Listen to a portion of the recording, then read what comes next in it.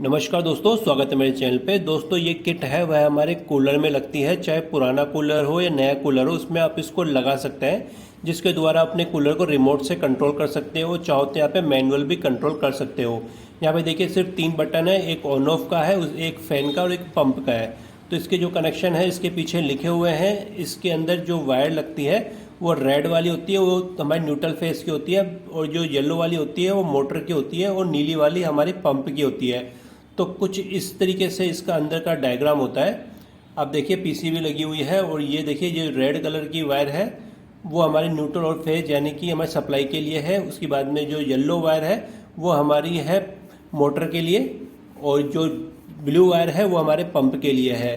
क्योंकि दोस्तों मोटर को हमें स्पीड कम ज़्यादा करनी होती है, इसीलिए यहाँ पर ब्लू जो येलो वायर है वो लगाई हुई है। तो ये किस तरीके से काम करता है और किस तरीके से हम इसको रिपेयर कर सकते हैं वो मैं आपको सिखाता हूँ। देखिए दोस्तों, क्या होता है कि जब भी कोई कूलर होता है उसकी जो मोटर होती है वो शॉर्ट हो जाती है, तो इस वजह से यहाँ पे हमारे कंपोनेंट कुछ उड़ जाते हैं। तो वो कौन से उड़ते हैं जिसको आप रिपेयर भी कर सकते हैं इजीली।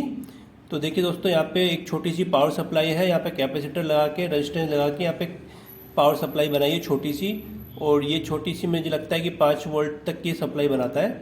तो ये जो हमारे जो 2 सप्लाई के पार्ट्स लगे हुए हैं जो कंट्रोल करते हैं हमारे यहाँ पे जो एक BT136 ट्रांजिस्टर लगे हुए होते हैं, ये बेसिकली हमारे दोनों जो पंप और फैन की मोटर होती है उसको कंट्रोल करते हैं। तो दोस्तों जैसे ही हमारे कोई आउटपुट में प्रॉब्लम आती है, जैसे कि पंखे में और पंप में, तो ये जो ट्रांजिस्टर है BT136 137 है वो ख़राब हो सकता है किसी भी कंडीशन में। तो यहाँ पे दोनों में क्या अंतर है, दो कैप यहाँ पे ट्रांजिस्टर लगे हुए हैं, एक 136 है और 137 है। जिस पे ये आपको हीट सिंक लगी हुई है वो 137 नंबर है, जो ज़्यादा एम्पियर का लोड ले सकता है और उसकी स्पीड को भी कंट्रोल कर सकता है। तो यहाँ पे दोस्तों हमारे पंखे के अंदर कुछ शॉर्टिंग हो गई थी, इस वजह से हमारा BT137 ख़राब हो चुका है। तो हम इसी को रिप्लेस करेंगे, और BT137 के जगह हम BT136 भी लगा सकते हैं क्या, वो मैं आपको बताता हूँ। यहाँ पे पहले हम इसकी हीट सिंक को खोल लेंगे। और दोस्तों BT136-37 में इतना सा अंतर होता है कि यह 137 होता है वो ज़्यादा एम्पियर लोड ले सकता है, जबकि 136 होता है वो कम लेता है। यदि आपके पास 137 है तो 137 ही लगाइए, नहीं तो आप 136 भी लगा सकते हैं। 136 जब लगाएंगे जब आपके पास किट है। यदि आपके पास एग्जॉस्ट फैन है मोटर की तो आप 137 ही लगाएंगे। तो ये हम एक ट्रांजिस्टर चेंज करेंगे, और चेंज करने का सबसे आसान तरीका मैं बताऊंगा आपको। देखिए दोस्तों, यहाँ पे तो कई बार क्या होता है कि आप देखेंगे बहुत सारे छोटे छोटे प्रिंट होते हैं। अब यदि आप एक्सपीरियंस नहीं है आपको, तो ये प्रिंट जाएंगे ट्रांजिस्टर निकालने के चक्कर में आपके प्रिंट वगैरह उखड़ जाते हैं। तो हम बिल्कुल शॉर्ट तरीका अपनाएंगे, यानी कि इसकी ट्रांजिस्टर की पिनों को पहले किसी प्लायर से काट लेंगे, और ये कटी हुई जो पिनें होंगी उन्हीं के ऊपर हम इसको दोबारा से अपना ट्रांजिस्टर यानी कि BT136 या 37 इस पर सोल्ड कर देंगे। दोस्तों मैं BT136 इसमें लगाने वाला हूँ, क्योंकि 37 मुझे मिला नहीं था। तो 136 में इसको लगा के दिखाऊंगा आपको, और फिर चला के देखते हैं कि इसमें कुछ प्रॉब्लम तो नहीं आएगी। क्योंकि मेरे पास जो फ़ैन है वो किट है नॉर्मल वाला, मेरे पास एग्जॉस्ट फैन नहीं है, तो ये उसमें काम कर जाना चाहिए। यहाँ से देखिए इसकी पिनें अलग कर ली है, तीनों पिन अलग कर ली है, और यहाँ पे एक मैंने नया ये ट्रांजिस्टर इसके अंदर लगा दिया है।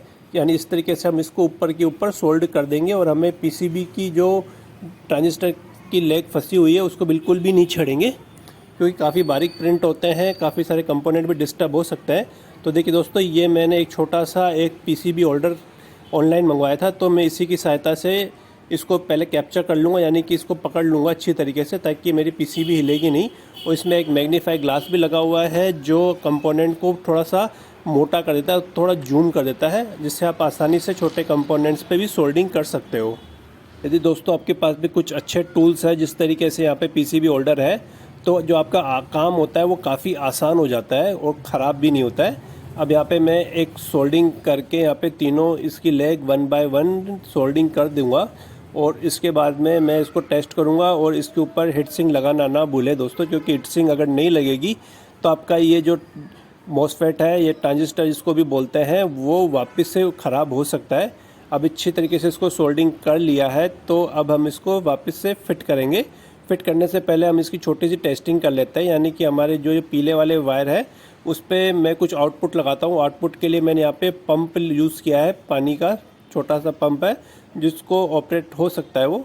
तो यहाँ पे हम इसकी वायर को कनेक्ट कर लेंगे पीली वायर वाली वायर के अंदर। और दोस्तों इसमें वायर कोई सी भी किधर भी आप लगा सकते हो, ऐसी कोई कंडीशन नहीं है कि ये जो वायर आपस में सेम ही होनी चाहिए, कोई सी भी किधर भी लग सकती है आपस में जॉइंट करते समय।